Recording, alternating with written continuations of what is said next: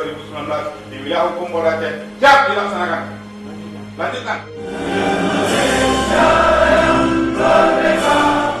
Biro Multimedia, di mana tugas Biro Multimedia adalah memantau media sosial dan media online terkait informasi yang berkembang, baik itu bersifat hoax atau tidak benar, guna mengikuti sosialisasi pemantauan cyber dari Divisi Humas Polri di Polda Aceh.